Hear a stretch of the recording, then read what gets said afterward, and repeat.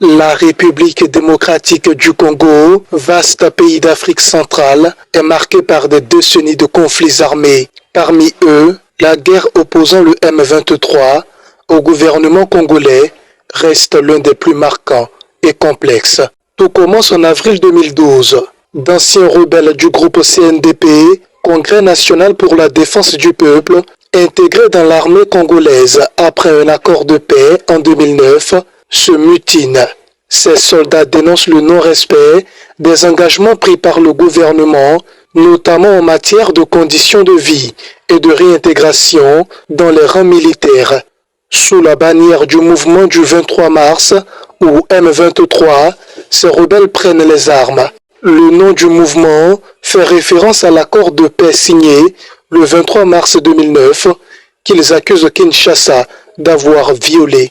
Rapidement, le M23 prend le contrôle de plusieurs localités stratégiques dans l'est du Congo, notamment Goma, capitale de la province du Nord Kivu, en novembre 2012.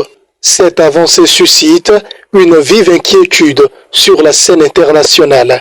Les combats révèlent des enjeux bien plus profonds: rivalité ethnique, contrôle des ressources minières et influence régionale. Le gouvernement congolais accuse alors le Rwanda et l'Ouganda de soutenir le M23, ce que ces pays ont toujours nié.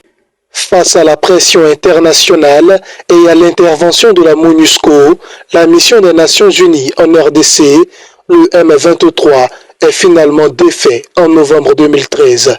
Mais en 2021, le M23 refait surface, ravivant les tensions et replongeant la région dans l'instabilité.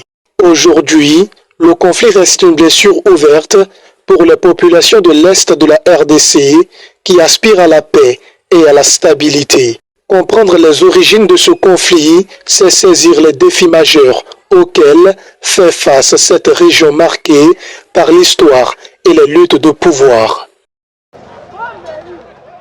AD+ Afrique, the voice of New Africa.